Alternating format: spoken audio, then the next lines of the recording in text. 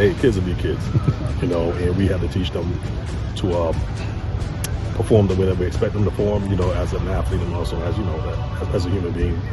Something like happened like this, I mean, you can't even teach yourself on how to act, but I was proud of the way that they was so supportive. And most of the things that we were able to do during the week, Eli's family came from them. Always ideas coming from them. Their parents in the Windsor community have been very supportive. And the support has just been overwhelming. I just try to stay focused and not let my emotions get the best of me. But these young men have been young men this past week. All our mind was on our brother. That's really what it was. So we had to click back. Leaders had to believe, get right back to focus, win the game. You got a game to play. Touchdown, man. It seemed like you shouted him out. Yeah, you got to. When I scored, I said, long live Eli, repping his name out forever and ever. It won't be forgotten. 1, 2, 3! You ain't talking about. 1, 2, 3, 4. Hello, everybody.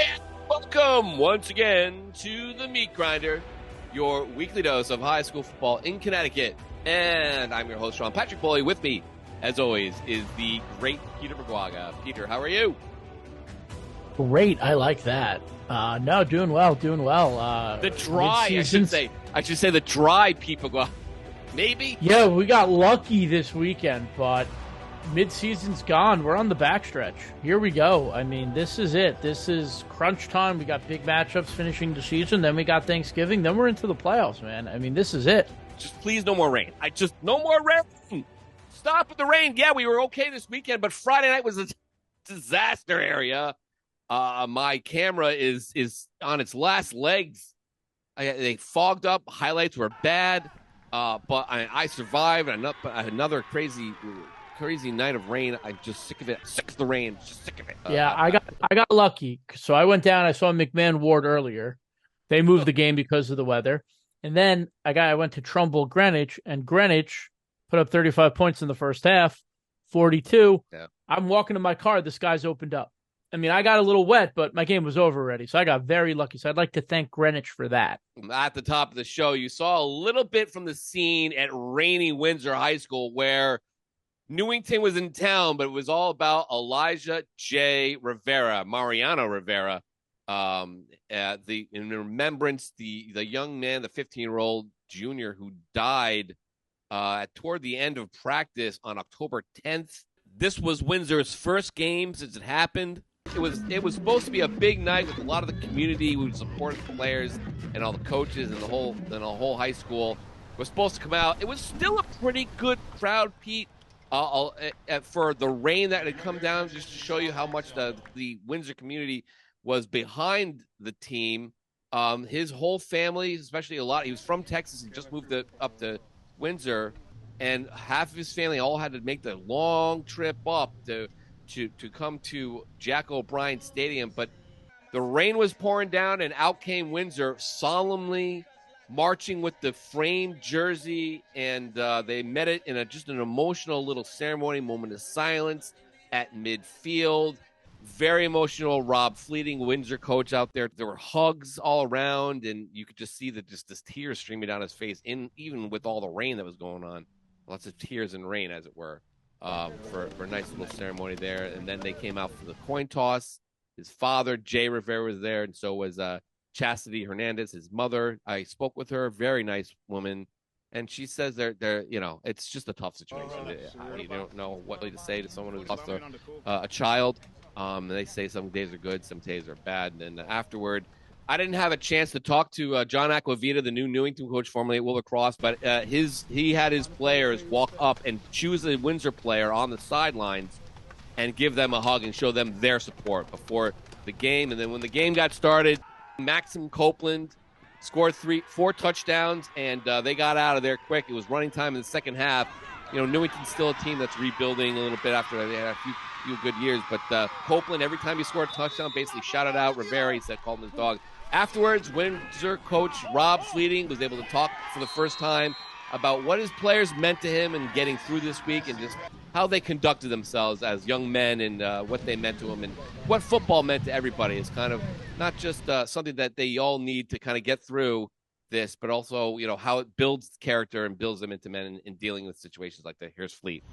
So they've just been positive, and they've just been, just working hard and sticking together, making sure that everybody's straight. I probably get 30 calls a day from the team every night asking if I'm all right and stay strong and, hey, back to work the next day. So I'm appreciative of the team, appreciative of, Eli's family. They've been very supportive. We're trying to support them, and they're giving us as much love as we're trying to give them, But today and every day is for Eli, very unfortunate situation. What have you learned from your players through this process?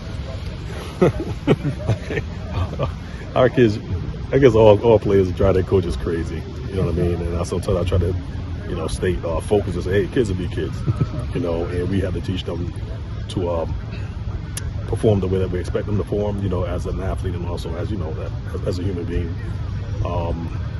Something like happened like this, I mean, you can't even teach yourself on how to act, but I'm just proud of the way that they was so supportive. And most of the things that we were able to do during the week for Eli's family came from them. Always ideas coming from them. Their parents in the Windsor community have been very supportive. And the support has just been overwhelming. I just try to stay focused and not let my emotions get the best of me. But these young men have been young men this past week. Is it good to play football, or is it hard to play football? I think football is the good part. I think if it wasn't for football, I don't know where any of us would be, because we all could have went in different directions, and not having any support around us. I think that the keeping a steady schedule helps us to move forward, and not really move forward and be appreciative of just what we have every day in life. So football has been very helpful for, I think, everyone. This game was really personal for us. We're just happy. We took it upon ourselves to stay focused and get out of the way. And whoever lined up in front of us, take them out. Was this a tough couple weeks to practice? It's been hard. the whole way through. You gotta remain focused. You gotta stay on the task. Was it hard to kind of get going today? Yeah. It was emotional. Did you guys kind of forget how to play football? It was up and down. We had to go back in the locker room, listen to some music, get back in the group, because it was emotional in the locker room at first. Like, how do you even play football? I know that, right? It's crazy. All our mind was on our brother. That's really what it was. So we had to click back. Leaders had to leave, get right back to focus, win the game. We got a game to play.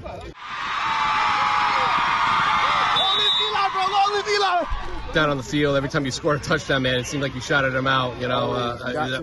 What's that? Yeah, you got to. When I scored those, I said, "Long live Eli!" Repping his name out forever and ever. He won't be forgotten. And afterwards, you heard a little bit also from Max Copeland, who, said it was a tough week for all of them. But, hey, the players kind of showing the way there for Windsor in a really, really tough night. At some point, the sky did, like you said, it did clear up, but then it poured again. And, hey, that was it was a really, really tough night for everyone involved.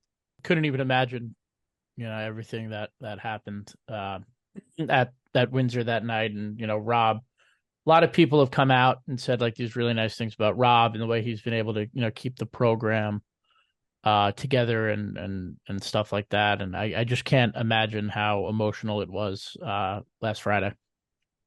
It was tough. It was tough for him. Again, no one had really spoken to Rob much, and I asked, Chris Wilton, their AD, I asked how he was holding up, and they were like, and I even saw Ken Smith, and we were checking in, hey, how's Fleet doing? And it was tough. It's tough. He's the leader of the program. It kind of happened on his watch. I mean, we don't know specifically what happened. We heard it might have been a seizure, but the autopsy won't be due back in a while. But, just that stuff aside, it was just something that happened.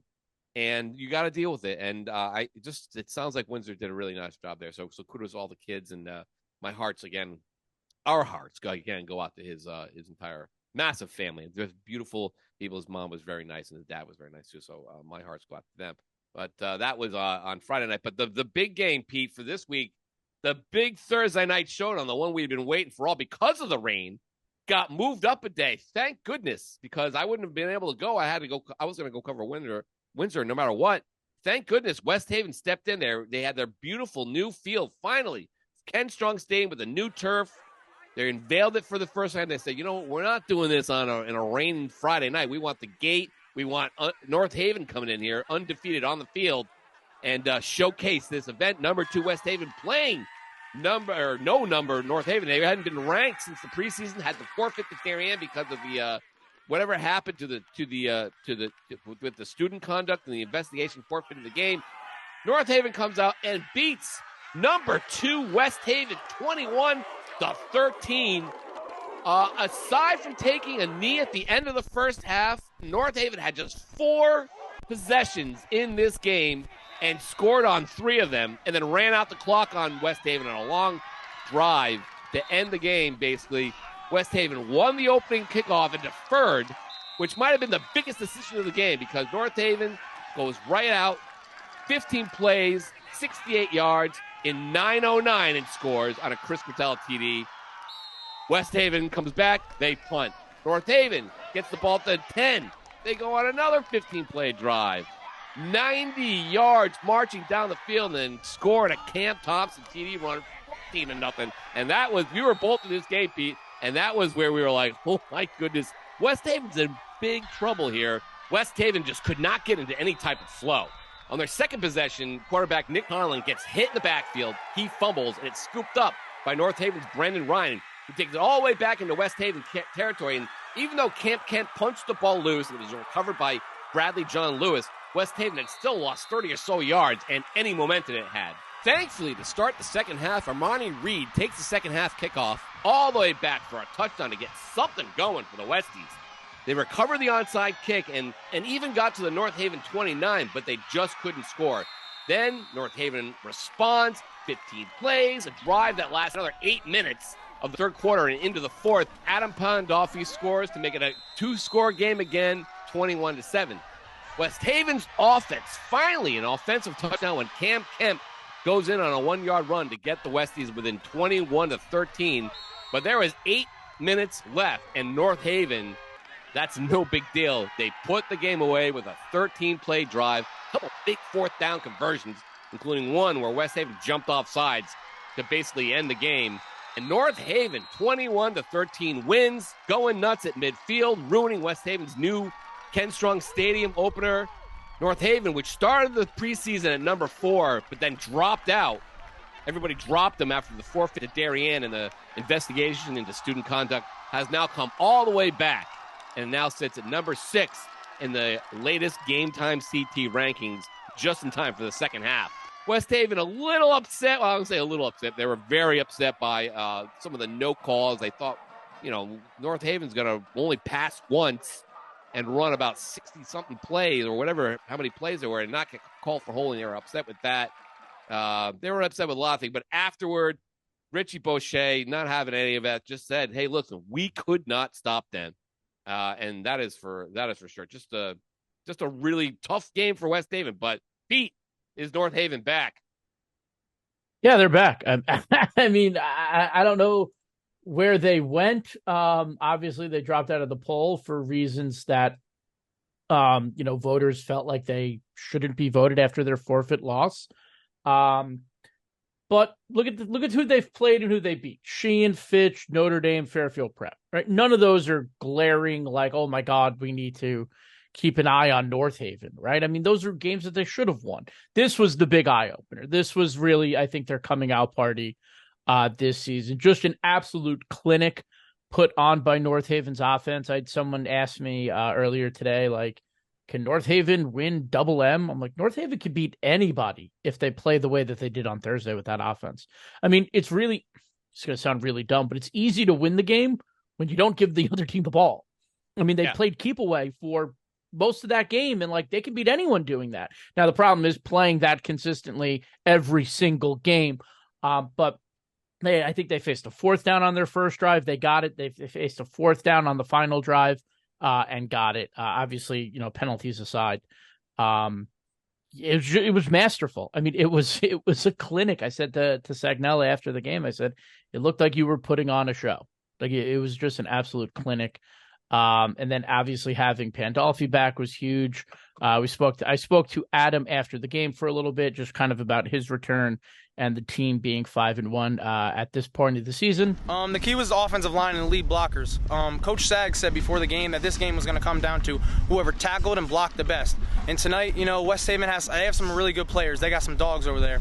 But we blocked them and we did as best we could on offense. Yeah, we know that after the incident in week 1, we can't afford to lose a game. So it's just been win or go home mentality from here on out. And I talked to Sagnella a little bit, and I thought this was great what he said. You look at that team, we're talking Pandolfi, we got Reed, we got Kemp, we got all these guys on the field, and then you got Sagnella who's like, you know what? We're not worried about that kind of stuff on this team. I think, first of all, our kids don't have an identity crisis. They kind of know who they are, and I think all the credit goes to them. They put in the work, they executed, they played, they had to play well down here, you know what I mean? They had to, and they did, and they knew that. So I think West Haven brought out the best in us.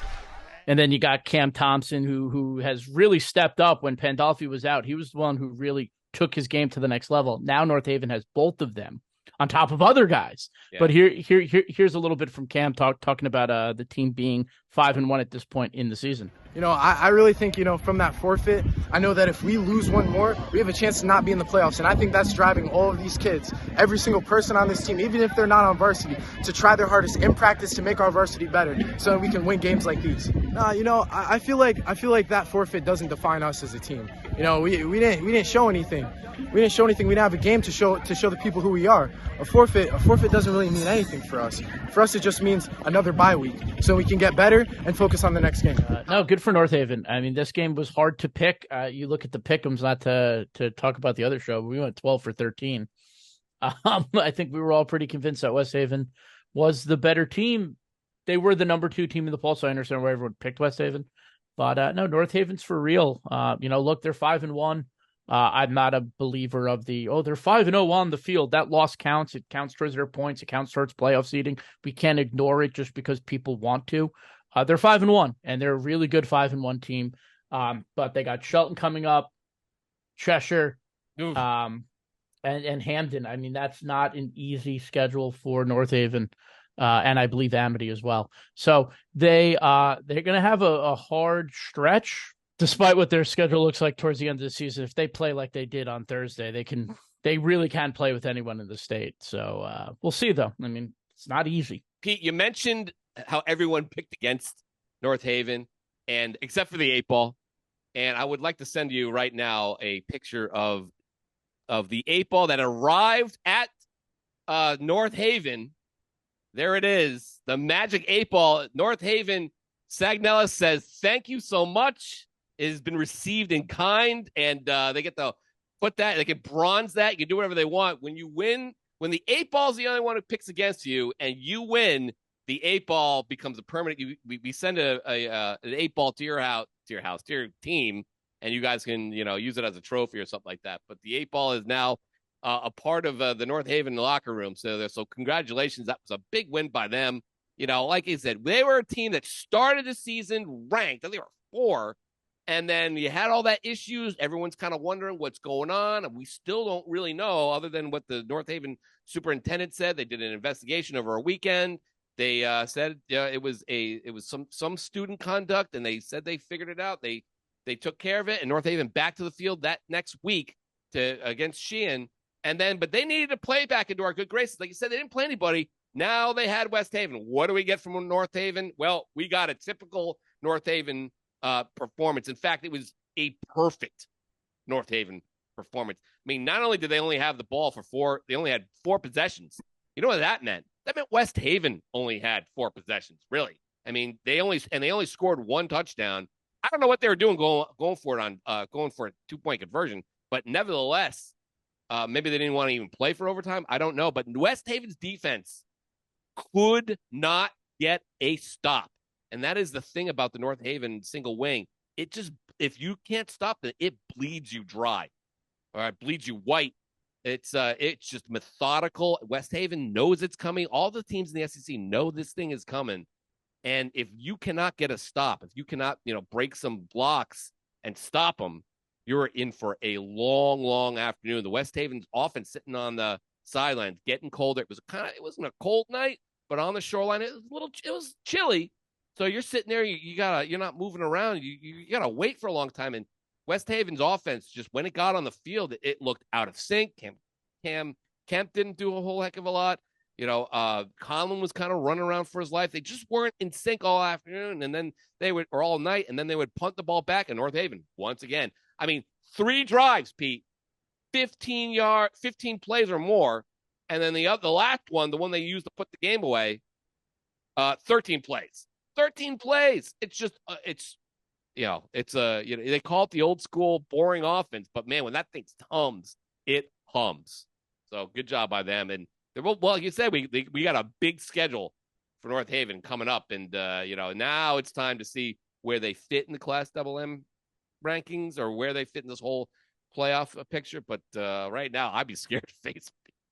Yeah, I wouldn't want to face them right now. But look, we've seen teams beat them before. It's possible to slow it down. I don't know if it's possible to stop it, but we'll see. I wouldn't bet against them at this point. Yeah. Shelton, like you said, the Cheshire. It's Hamden and Amity to wrap up. They're not missing the playoffs now at this point. They have the one loss built in, but Cheshire and Shelton, they won one of those games, man. They're going to be in a tough spot. So, speaking of which, let's go to the top 10 poll. And now the Nighthawks are back in it, but let's start at the bottom here and go up. Number 10 is Bloomfield, ripped Northwest Catholic, 40-0. Number 9 is Ansonia, which also was supposed to play Friday night, but then because they're one of the few teams still on grass at Jarvis Stadium, they decided to postpone it to Sunday. Ansonia coach Tom Brockett, when I asked him whether it was true they were going to postpone, he said, yes, just for you. So thankfully, I was able to go watch that game, Pete, because I was out at a bar mitzvah out in Westchester on Saturday. I didn't get to see any then, so on the way back, I was able to hit Ansonia. And before the game, they honored Denise Rowley Hunt, the widow of the late, great Jack Hunt, who died of cancer on Thanksgiving morning, 2012. She's been battling cancer of her own, so the team honored her. She works at school. They honored her with flowers before the game and had her out for the coin toss. This was a great game last year. You saw it. I didn't get to see it, and I'm hoping for the same thing. Holy Cross takes the opening kickoff, zip, 72 yards down the field, and scored. And even though Ansonia didn't get the ball back yet, you think that this might be a game. But no, Ansonia scored the next 50 points. Makai Ingram scores on a short run to put them up 7-6. Holy Cross muffs the kickoff. Ansonia scores. Holy Cross fumbles on its next possession. Jacob Romanowski recovers. Ansonia scores. It's now 21-6. Holy Cross only netted 53 yards the rest of the way on offense, with Aiden Mercer in on 3 sacks. Ingram ran 19 times for 202 yards and 4 touchdowns. Antonia's got Derby, Woodland, and Oxford next before you know who on Thanksgiving. That was the big takeaway from me, Pete. Up in the corners of the stands, you had Chris Anderson, Moffo, and the gang up there from Naugatuck on one side, and on the other side of the press box, you had Ty Outlaw and the rest of the Bloomfield staff.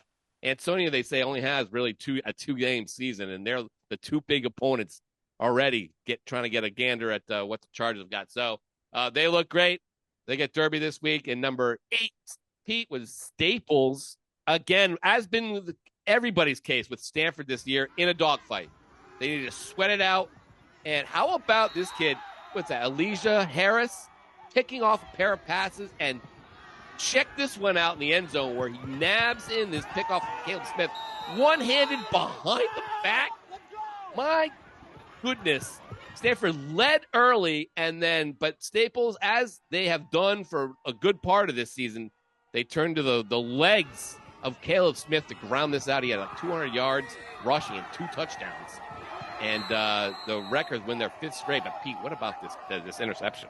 Oof. Yeah, Dave Stewart texted me Friday night. He's like, you need to watch what I just posted on the internet. It was amazing. It's probably the play of the year so far. One, because it was a defensive play. We rarely get to highlight defensive plays, so that was pretty sick. But, it was such a popular play that, some place called Overtime stole it from us. So we're trying to get that taken down. But no, it was sick. I mean, that was an unbelievable play. I mean, he had 2 interceptions in that game. We're going to talk a little Stanford on the pick'ems too, but man, it's got to be frustrating for Donnie right now. I mean, I know they're playing well and everyone's patting Stanford on the back and saying like, you don't want to play Stanford, and it's like, yeah, but they still got to win.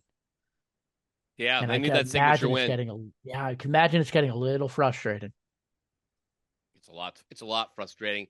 They lose this game 21-10, and Donnie put it on himself after the game. But I mean, Donnie, yeah, I mean, I don't know how much you can ask for in this spot. I mean, yeah, you're gonna need the next few more plays.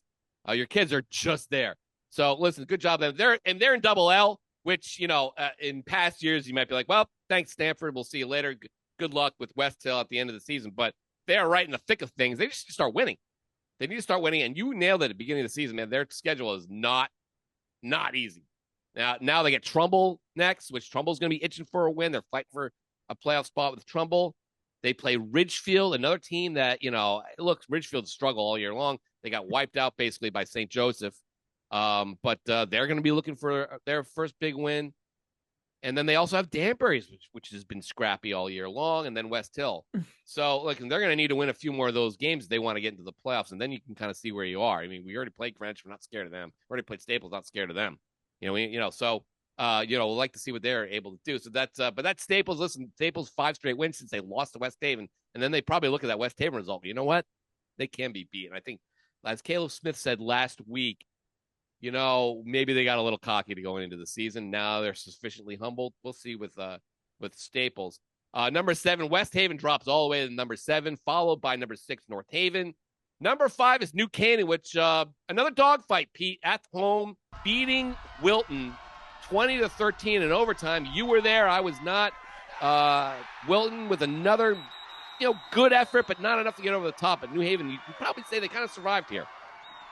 Yeah, New Canaan was lucky to get out alive. I asked Lou Marinelli after the game, I said, was there a big sigh of relief after? And he had a pretty good answer. No, we knew we had it. Of course, I mean, yeah, sigh of relief. We were lucky to get out alive, honestly. And I can't say enough about the Wilton team and the coaching staff who did a tremendous job. I don't know what my kids really thought that was going to happen here, whether they were just going to roll over and die. But I'll tell you what, that's a tough foot. They play hard. They never gave up, and they gave us all we could handle. We were fortunate to come out of here, with a W. Fortunate. Lou is always good with the jokes after wins, but they were very lucky to get out of there. Look, I'll say this. I said this to anyone who would listen to me on Saturday. Wilton did nothing special in that game. They just played a very good football game. New Canaan's offense didn't even look like they wanted to be there. They were barely going through the motions. It was bad. This is a top 5 team? Not in my ballot.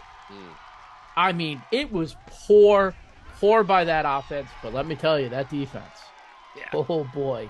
Miles Chisholm is awesome. 2.5 sacks. I think he had 1.5 on the final drive that pushed Wilton. They were around midfield with a minute left, knocked them back twice to kind of force overtime. He had a great quote at the end. We should throw it in right here. I had a great quote when I asked him about that final drive. Well, we knew we just couldn't let him have a single thing. Not a single yard, not a single reception, not a single rushing yard, as I said. No stupid penalties, nothing at all. We just had to play perfect. Some people say that you can't achieve perfection, but I think that drive was pretty damn close to it, if you ask me. He's a smart kid. He's going to a really good college. I forgot which college he's going to, but he's playing ball at the next level. But yeah, I mean, he's right. That drive was pretty damn close to perfect for that defense. Gave their team an opportunity to win. Look, if New Canaan's going to win a championship, it's going to be like last year. The defense is going to have to lead the way. The offense just, I don't know what's going on because they didn't look terrible against St. Joe's. I mean, it was in the pouring rain and they're throwing for touchdowns. Maybe that says more about St. Joe's than it does about New Canaan, but the offense, they just looked disinterested. In fact, they didn't want to be there. Oh, we're just going to walk past Wilton. Dude, that's not how it works anymore ever since E.J. D'Annunzio took over there. Wilton's not going to go away quietly. And, one thing goes, I mean, Wilton doesn't miss an extra point. They're winning that game. I mean, Wilton blocked New Canaan's extra point. It was right there. could argue New Canaan probably should have lost that game. Yeah, New Canaan's weird. Once you saw them against Windsor and St. Joe, you're like, all right, now they're finding their stride here. And then, again, they won. I mean, you're gonna have some clunkers in a season. You are. You're dealing with high school kids. You're gonna have a clunker. But yeah, I mean, it looked like they were rolling along a little bit now. But they need some. They don't have any like killers on offense. They do. His name is Alex Benevento, and I think he only had 2 catches. Yeah, you need to get the ball in his hands a little bit more than they probably did there. So, hey, listen, they survive in advance, but that's tough. Who do they get after this? They get Norwalk, should be okay there. Bridgeport Central, then McMahon. I think they're going to be okay in all these games before they get the big one, Darien. They might be, okay there. Who knows in that one though? That's always a big, huge rivalry. Well, they gotta fix their offense in the next 3 games before they get Darien. Yeah, well, they have some time to figure it out. But number 4 is Newtown, and they're undefeated. They play West Haven next. And just a few minutes, we're going to talk with Dan Farina, the new coach of Newtown Nighthawks, and give us his take on how his team's been playing so far. But they beat up on Weston 42-7. Number 3 is Maloney. Dante Kelly doing his thing, 31-6 over New Britain. Number 2 is Cheshire, was on a bye last week. Now must face, in order, Notre Dame, struggling. Okay. North Haven, West Haven, and then Southington to wrap up their season. I know we got a first place vote for Cheshire, and they are now in number 2, but they're going to have to work hard for that ranking with the rest of the season and in getting into the Class Double M playoffs. And finally, Pete, number 1 is Greenwich. Looked like it was a little bit of a mission statement there against Trumbull, 42-0 at McDougal Stadium in the rain Friday night. Pete, how did the Cards look? Pretty good, huh? It's the best they looked all season. I don't think they'll admit it. I even asked Coach Morello if after West Haven lost on Thursday, there were rumblings in our comment section online, people in the football circles. West Haven, you got to vote West Haven number 1. They're better than Greenwich. And West Haven loses. Greenwich goes up, puts 35 on Trumbull in the first half. Yeah. I don't know. It was the best that they played all year. They look good. George Von Velakis is healthy. He is playing really well. The offensive line is moving. The sticks. August and Janelli at receiver are top-notch. Grillo's looking very comfortable. The defense, like Sebastian Parra called it after the Darien game, they have the best running defense in the NFL. They have the best running defense in the state. I mean, Trumbull couldn't get anything going. I mean, second half, the first half, I just sat and I shot Greenwich playing defense because I knew Trumbull wasn't moving the ball. They were just lights out. I think it was a mission statement. This is what Coach Morello had to say after the game when I asked him if it was a mission statement. With West Haven losing last night, there were some rumblings who should be the number 1 team in the state. West Haven loses. If you guys want to send a little message to the state, you guys are the best team out there? Well, it's something that these guys take a lot of pride in, and, we talk about having a target on your back, but, as the season goes on, that target doesn't expand. It kind of shrinks a little bit. At the end of the season is really all that matters when it comes to things like rankings, and nobody's going to remember who was number 1 week 7 of the regular season. So we just got to keep getting better and worry about St. Joe's next week. He's right. Who cares who's number 1 week 7? It's about who's number 1 at the end of the year. But people are watching. People are paying attention. So I think it's a great win for Greenwich. I think it's a real solid win. Look, they get St. Joe's. It's not really going to be, what it was a year ago or 2 years ago. But now Greenwich is in the driver's seat right now, and they're far and away, clearly the best team in the state. Everybody's paying attention, including Yankees manager Aaron Boone, Pete, on hand. I heard everyone was up there talking, taking pictures with him. His son got in the game there a little bit. His son last year was their kicker, Surgot. So I'm sure Aaron would rather be managing his team right now, going for a World Series berth. But hey, I mean, he'll take this consolation, probably get to watch his kid play. So that's nice to see him there. What's going on with Aaron? Is he all right? Yeah, he was cool. He was very friendly. Took photos with almost everyone that asked. I mean, there were so many people once they figured out who he was. They were coming over asking for photos. He was really cool. Very into the game, paying attention. Yeah. He knows that the podcast exists. I don't know if he listens, but apparently one of the Greenwich dads talks about it. and he like looked at me and he's like, "Oh, you're the guys with the podcast."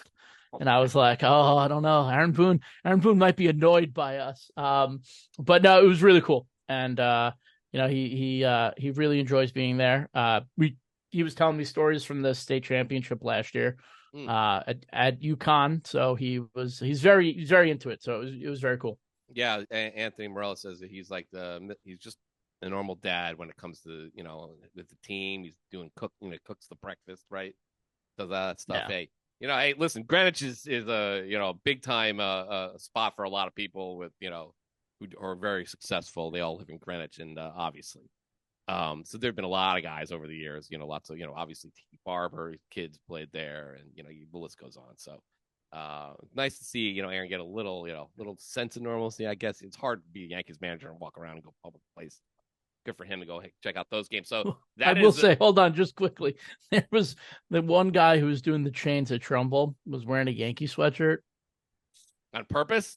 Like I don't think it was on purpose. I think he was just cold, and he looked at me and waved, and I was like, this guy has no idea who I am. I have no idea who this guy is. And then I look right behind me, and obviously Aaron is standing behind me. That's when I first noticed him. So I leaned over, and the guy waved to him, and I said, "What? I said to the guy, I was like, you don't want to wave to me?" And he turned around, he walked away. So I was like, all right, I guess probably not. I heard Buddy Bray was all over him. I mean, he's talking about probably busting his chops about all the moves the Yankees have got to make to get back into the playoffs next year. Yeah. So it's very funny. Anyway, so that's cool.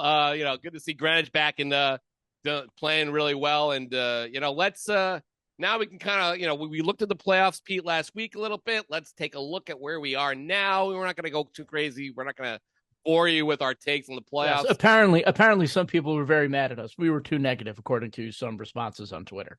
Oh, is that right? What were we negative about? I don't know. Those. Apparently we were very negative about a lot of things, and apparently we're not allowed to be negative. We can only be positive. Oh. And I said, if you want to be positive, there are people out there on Twitter that drum the positive, slam the positive train. You can follow them.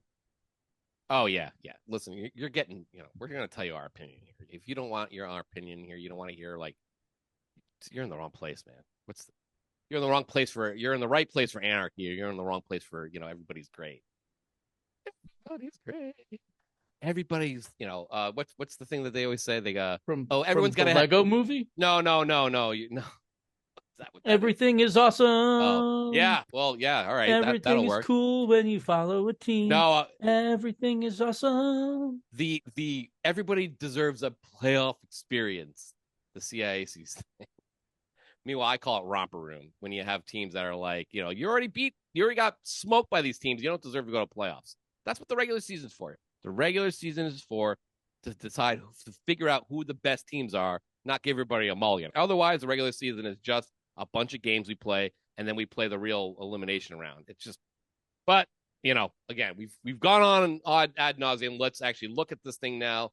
Let's take a look at double L. Pete at the top. West Haven, now, case in point, West Haven loses a game. They are now in just second place. It meant absolutely nothing to them that they lost this game. Their schedule is tough. It helps them out. But losing a game back in the old days would knock you back a lot of more pegs than that. But because there's so many teams here, I mean, the seventh place team is McMahon with 2 losses, but the sixth place team is Hamden, which, has beaten Trumbull and NFA and Brantford. That's it. And they're in 6th place in the double L standings. But Staples 5-1, Manchester, it's another team. I mean, its best win right now is McMahon with 4 wins, and the rest are against a bunch of 1-win teams. Listen, we got a long way to go, and this isn't going to be the final standings, and it always shakes out, and it always kind of sorts itself out. But still, I mean, double L is heaps. Let's go down to L. Now, this is where they get better. L gets a lot better. You have Newtown 6-0.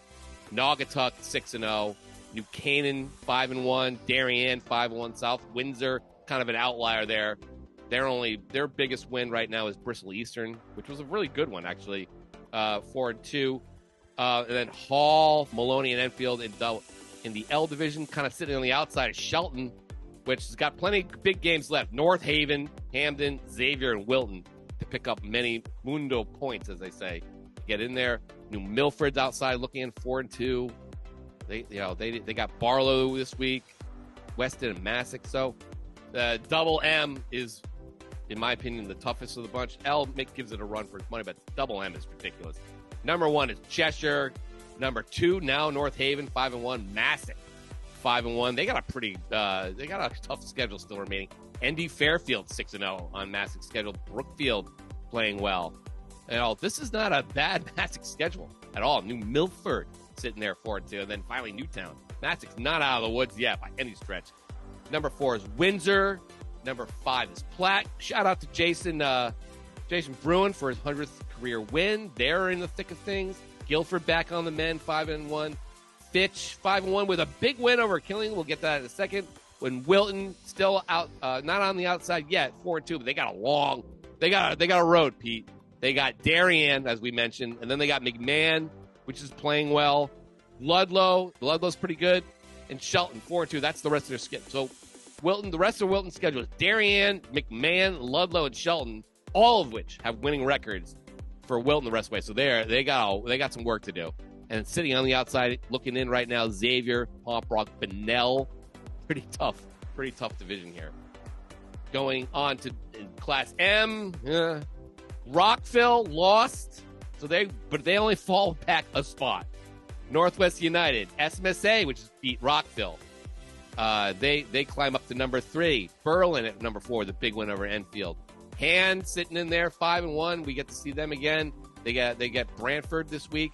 ATI hanging in there at 6. St. Joseph, Holy Cross, which lost, still hanging in there. And then Brookfield, Eastline, Brantford right now. Bullard Haven's also there. Lyman Hall hanging around. So that is Class M. Moving over to the S division, double S, which, jeez. Wyndham is 4-1. Granby, Canton, 5-1. Coggenshaw, 4-1. Holland, Watertown, Law, Sheehan, Foreign, Barlow. Everyone seems to think if Sheehan gets in, they're going to be the team to beat. Maybe up there with Granby.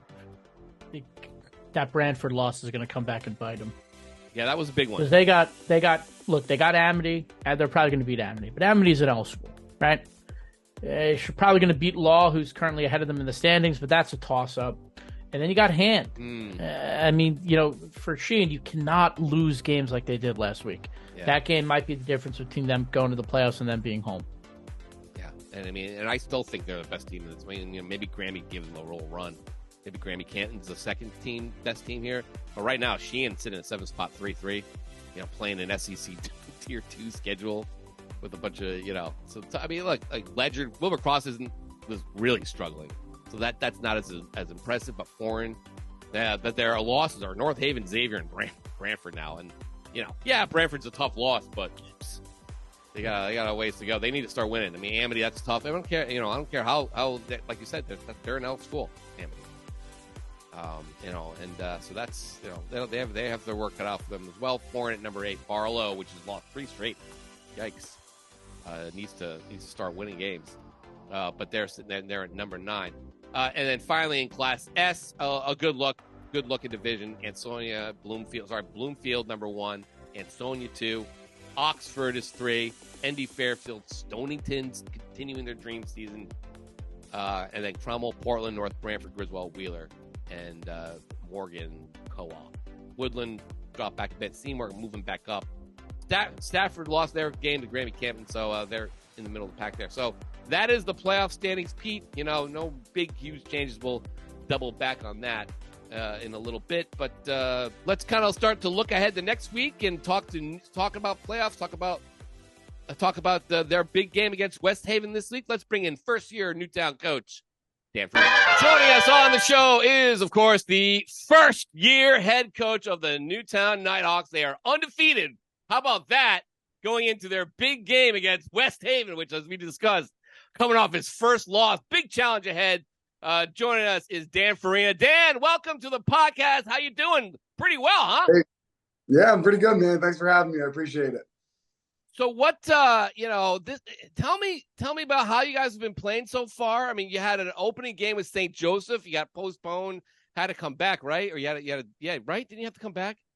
Yeah, we a two-night deal. We got suspended, we got lightninged out, and then they came back and we finished the game the next night. So it was like a full 24-hour thing there. Yeah, and that was a heck of a way to start. St. Joseph right out of the box, rookie head coach. How are you feeling going into that matchup and then coming out of it? Man, you must have been like, woo, got out of there with a win. Yeah, I mean, I'm thankful for Will McManus for hitting that field goal. But, yeah, I mean, as a coaching staff, we, felt like we could compete with them going in. We've got some great coaches on our staff. We've got some good players and, came together with a game plan that we thought would be, beneficial for us and playing with tempo. And, so the first night, I felt good. And then when you leave the field, you always, I've never had a 2-night game. But, leaving there, we all got into the film and, what worked, what didn't work, but then additionally, right, what are they going to do? What are they going to come up with? They have an awesome staff there and Dell's great. And so just, what are they going to do to try to beat us here? And, we had a great second half. It was weird, like having having like a halftime between the third quarter and the fourth quarter, but, it was fun. And our kids, they were resilient. It was a great game. So have you, what are you, 5-0, 6-0? Yeah, 6-0. I mean, how do you feel like now you're kind of settled in? This is your team now, and you feel like everything's going well. Yeah, I mean, we have great senior leadership on our team. Our kids come to play every day, practice, film, lift. They're putting all their effort into it. Something we preach every day is effort, right? And so yeah, we're doing it. We're doing well. Right where we want to be record wise. I think we got to pick our play up just a little bit, and yeah, we're excited for the challenge ahead of us on Friday night. So last how many few years you've been with Lou Marinelli at New Canaan? You've been there with all those guys. You win a state championship last year. Give us a little insight into how you ended up at playing for another perennial state or coaching your first head coaching gig at Newtown. Yeah, so I started with Bruce Cunningham and Wilton. Learned from him, learned a ton from him, probably more than I realize now. Then went over to New Canaan and got to work with Lou and Chris and Jason Miska, Harry Catanzaro, Frank Arcamone, Eric Stevens, Jimmy Nugent. Really, really good football coaches, really great people, really great guys. And Lou really taught me, how to prepare, a full program and, the effort that takes and the attention to detail that takes. And, he always says football is life sped up and it was really great opportunity for me. I was there for 5 years, with those guys. And when Newtown opened, I said, I've got to, try to go for this thing here.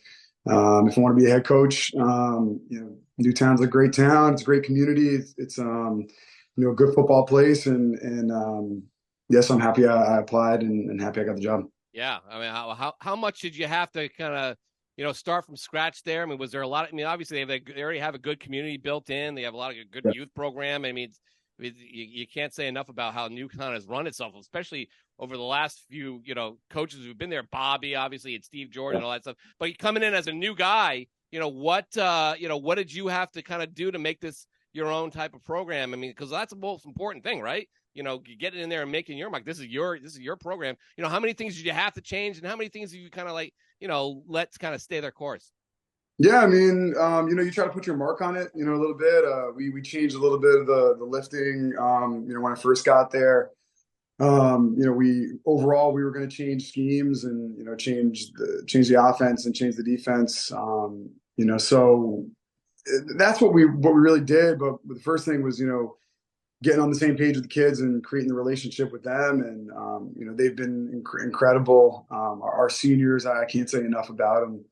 Just what high character kids they are and, how hard they play and they love each other. They're there for each other. So it was good. We got out there 7-on-7 kind of, right away and, watched that, saw what we had and, watched film and kind of came up with what we thought would be the best way to, put together the program. Little intimidating coming in there.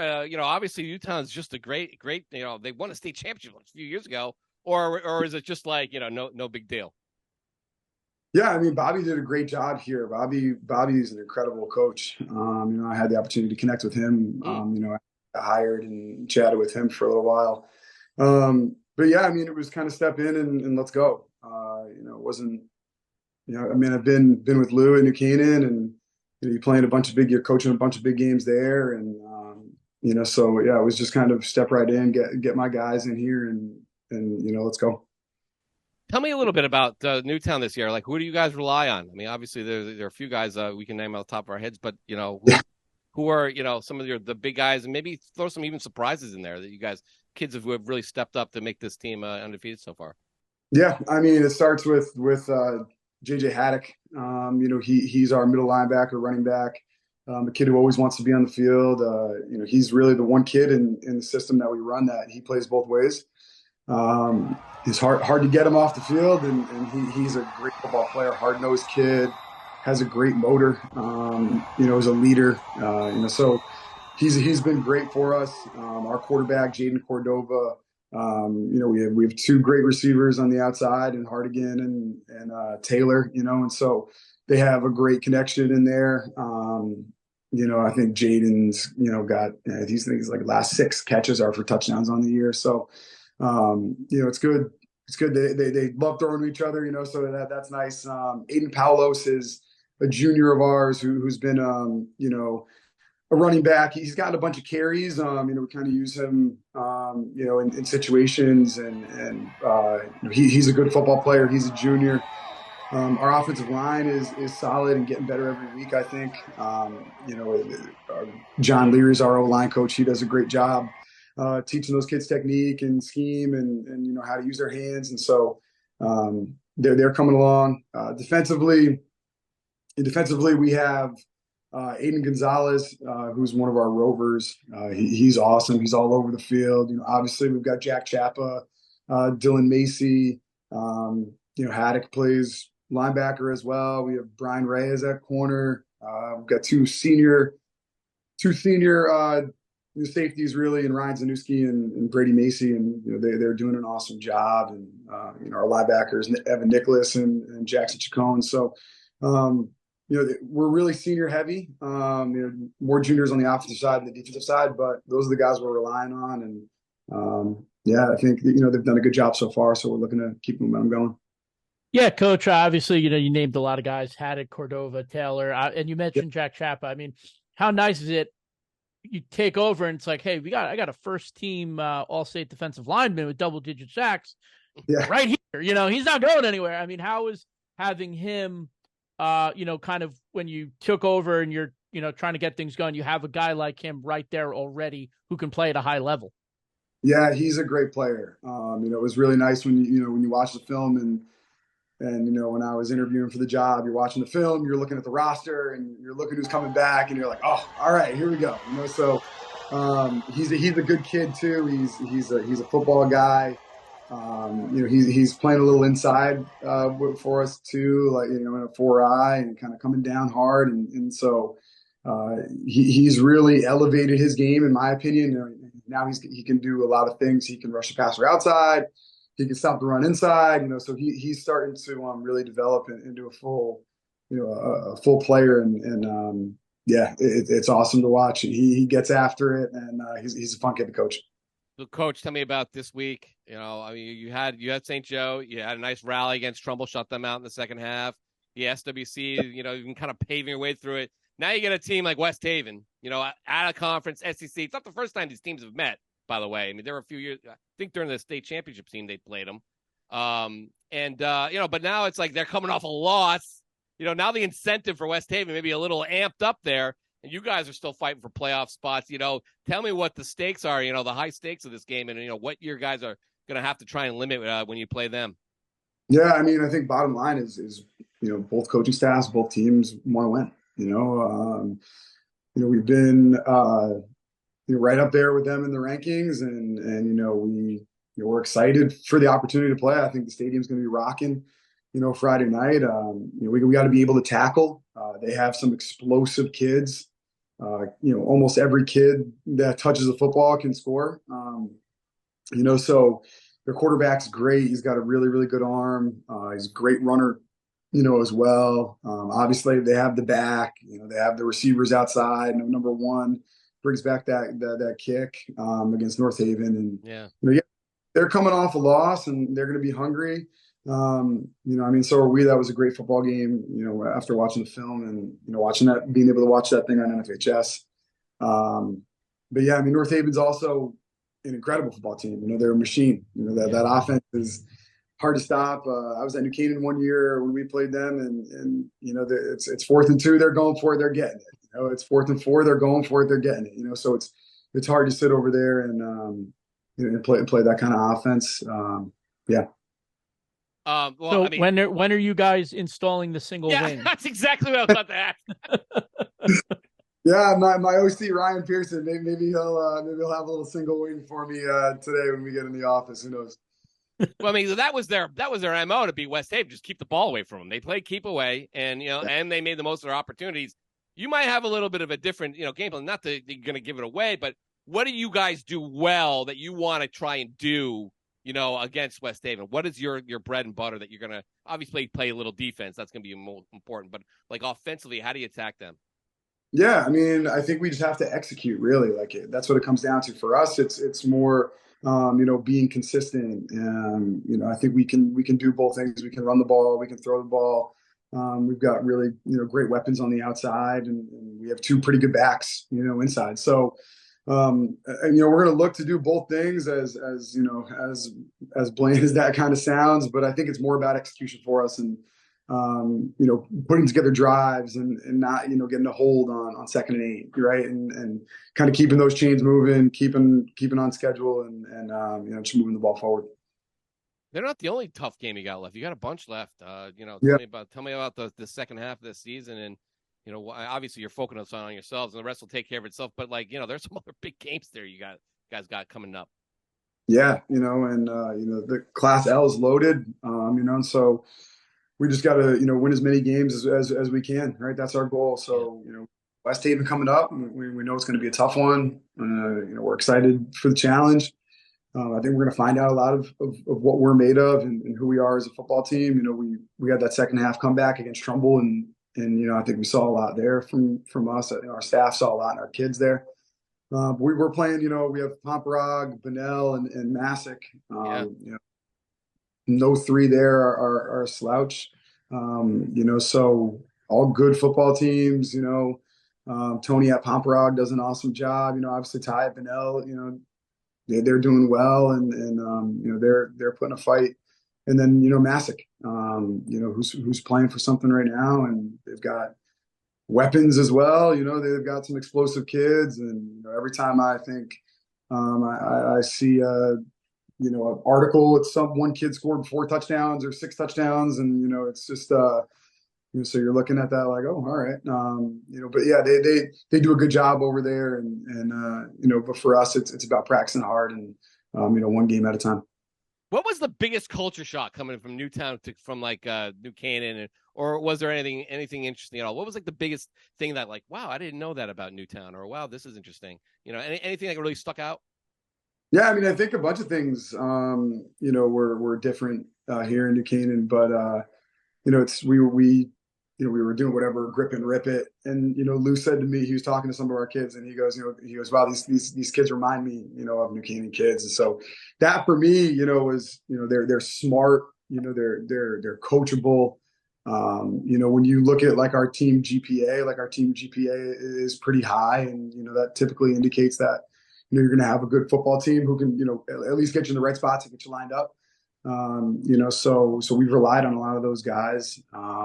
But yeah, the kids are awesome. They love each other. They work their tails off, and as coaches, we can't ask for more than that. Did you expect to be undefeated at this point? Be honest. What's that? Did you expect to be undefeated at this point? Be honest. Yeah, I think we knew that St. Joe's and Trumbull and New Milford. We were coming out the gate with 3 big games, 3 playoff type of teams, and so. Beating St. Joe's was a lot of fun, and kicking that field goal through was incredible. And then we came out, took care of New Milford, and when we were down 14-0, to Trumbull at half, we just told the kids like, hey, you're gonna fight. We're gonna fight. And we're gonna find out a lot about our team and our character of our team and a little bit of a gut check. And we put together an awesome second half, and 6-0 is awesome. Our kids worked hard for it. Our staff works hard for it. So at the end of the day, it's like I said, record wise, it's right where we want to be. All right, perfect. Hold on, just again, not to jump too far ahead, because I know coaches don't like to jump ahead. I'm looking at this L bracket. Mm.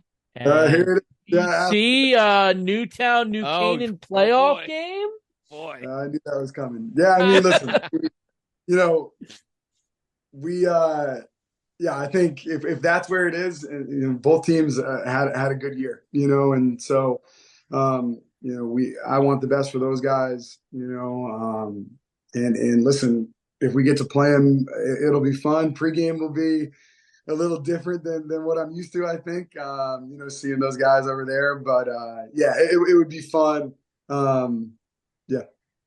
Yeah, see, that's a Lou Marinelli answer right there. So, I mean, if you learned anything, it's right there. No, Coach, that would be, I know me personally, I think that would be very cool and very exciting. But like you said, it would mean that you guys both had good seasons. Right. Yeah.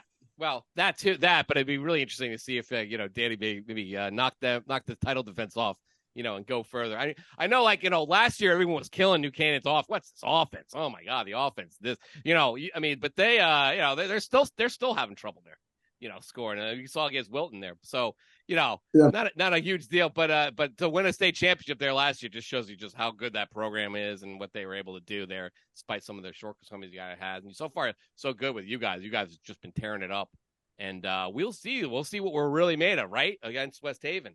That's going to be a big one. And like you said there, Pomprog, Bunnell, all fighting for spots as well as you guys, and then Massac too. So, and then away we go. But Coach, that'd be great. We'll see. We'll have to see. But we appreciate you giving a little time here. I don't know. We'll see you Friday night. What time was that? Your spot? See you right? Friday. It's at Newtown. So we'll see you Friday. We'll probably see you guys against Massac. We'll probably see you guys against. You're gonna see a lot of us down the stretch now, Coach. Awesome. Well, I'm not sure if we have any pretzels in our concession stands, Pete, but your concession stands are great, by the way. They got the night. They all got some crazy concoctions there, right? The pretzels I thought they had. Yeah. I don't get to go up there much at all. So, listen, if the pretzel's there, they could throw it on my tab. Well, Coach, congrats. Congrats on Coach. Congrats on a great start. Obviously, 6-0 is great, and we look forward to kind of watching you guys the rest of the way. Appreciate it, guys. Thanks for having me.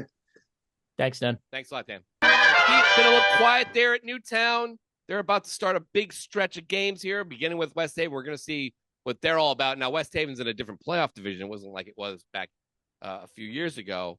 But still, West Haven get to see what Newtown's really made of, and away we go. We got Pomprog, Bunnell after that, and then obviously Massac. That's the big one. So, I've been going to tons of Newtown games over the years. I haven't been to one yet, so I'm anxious to see what they're about. I don't even know if I'm going to be able. I'm going to this one or not. I don't know, but we'll. Like you said, can I say something in the trust tree?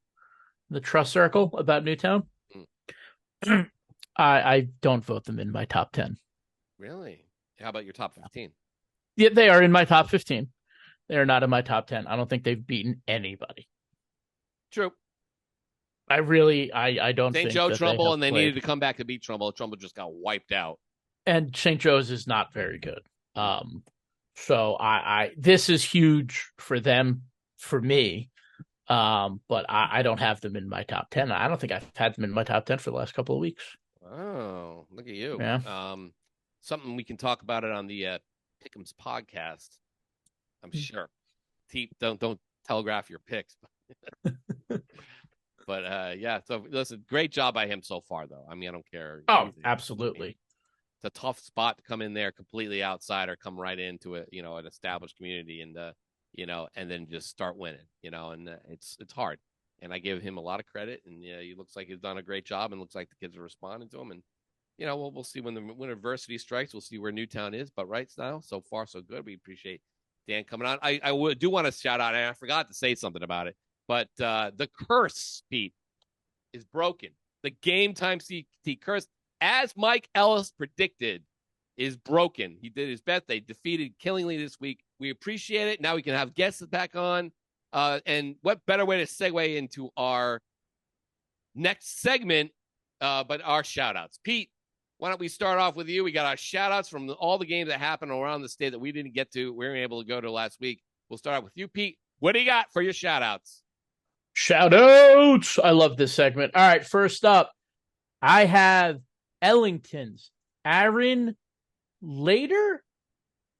The quarterback threw for 5 touchdowns on just 195 yards in Ellington's dominant 41-0 win over the Windsor Locks Co-ops. Hell of a game, Aaron. Sean, you're up.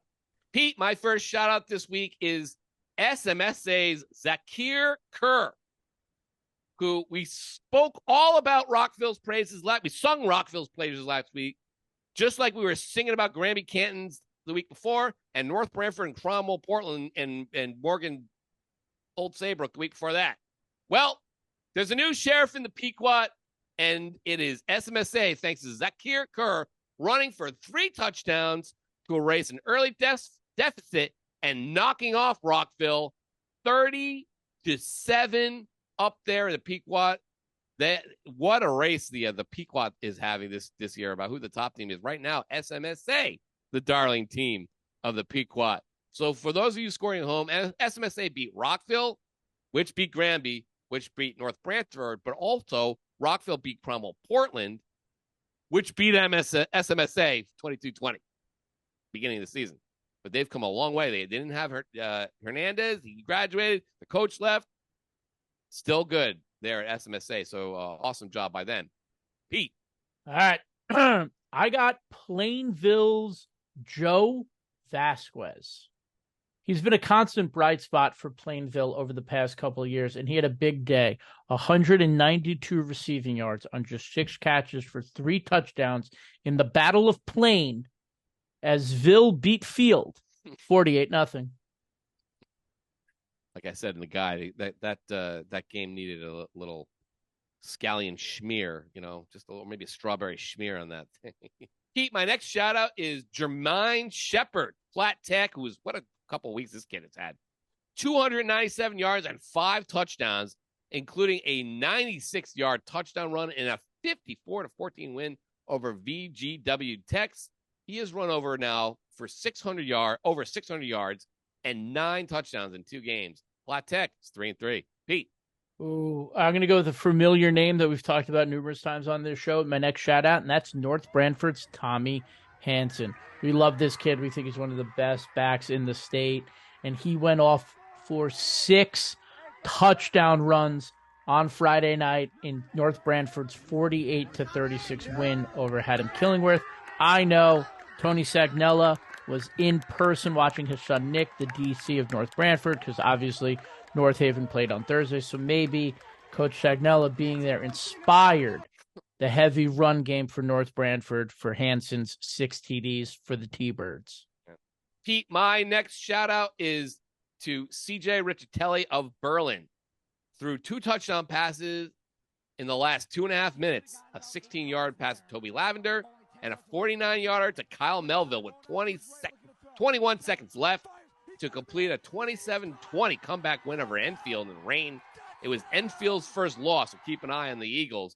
But a really nice job there by Berlin and Riccitelli. Pete.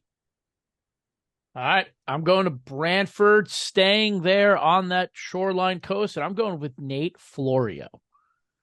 Got shifted after heading into the bye. All of a sudden, he's playing quarterback now.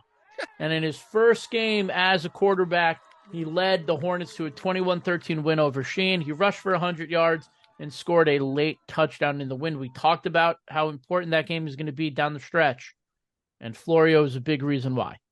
Big win for Branford. I mean, Branford had been kind of lying in the weeds a little bit, and we were waiting. Just like the last few years, like John Malone has done a great job, getting them. Yeah, they were 5-5 getting to the playoffs last year, but that was a big win for them this time. By the way, John will never come on this show if until the curse is fully broken. Like what? The one win's nice. I think we need like a string of 6 straight coaches winning for John to come back on the show. Didn't he lose when he was on? He lost, right? Yep. Right, Mm-hmm. Who'd they play? I forget. I even forget. Who'd they play when he was on? God, I forgot. Oh, man, forget it. It's like 3 years ago. A long time ago. All right. Anyway, all right. Pete, for my shout-out, I'm going to give a shout-out to Nick Fox of Massac. Now, I know we talk a lot about the Champagnes here, and they did a really nice job against Pomprog. But Pomprog was leading that game, and it was 14-7 at halftime. But Nick Fox did not let them get very much as the Champagne started to work their thing and the Walkers. He had 13 solo tackles and 11 assisted, which is a lot. He's on every tackle, it seemed like. And then he had 3.5 for a loss as Massac rallied to beat Pomprog 43-22. Pomprog's playing a lot better, but Massac once again, defensively, offensively, still getting it together after their first loss to Bloomfield. And like we mentioned earlier, they have a tough road ahead, but that was a big one to come out with. Massac gets Notre Dame Fairfield next, then Brookfield, then New Milford, then Newtown. So, but that was, so you can't lose a game like that, as to coin a phrase, Pete. So that's my shout out. All right, I got one more, and it's my guy. I already talked about him last week. My guy, Antoine Davis, from Notre Dame, Fairfield, living up to his selection on the Team Pete fantasy team. He rushed for 322 yards and 3 touchdowns in a massive win for Notre Dame Fairfield. They're 6-0. I think this might be the best start in program history. They delivered Barlow their 3rd straight loss. Notre Dame Fairfield is in control. Have Massac coming up this week. This might be the biggest game in program history. There it is. I'll say it. This might be the biggest regular season game in program history. That's fair. I mean, there've been great. I love the old Massac Notre Dame Fairfield, rivalry games of the early 2000s. Nick Pellegrino, Gress, and Randy Gress, and all those dudes. Some great Jeff Pavino teams, Notre Dame Fairfield, and then Notre Dame Fairfield kind of just fell off the map. So again, it's been a long time since Massac and Notre Dame Fairfield played a big, meaningful game. Very interesting. We'll have to see how that one shapes up. But my last one, I'll go back to Fitch-Killeen, kind of bookend this. Go back to Fitch-Killeen. Gianni Drab, a sack and a forced fumble to preserve a 37-29 win at Killingly, by the way. Devin Cook ran for a couple scores.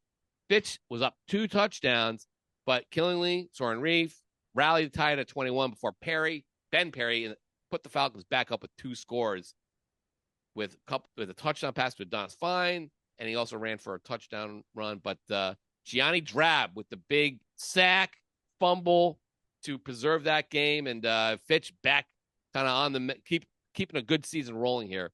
So good job by Mike Ellis and the Falcons breaking the meat grinder curse and at least making some future guests to be a little timid about coming on. I'm a little unsure. There'll be a lot more guys who'll come on now that they know that there's really no curse. I mean, you just got to go out there and play. So I don't believe in ghosts either. Don't worry, guys. It is the perfect season for that.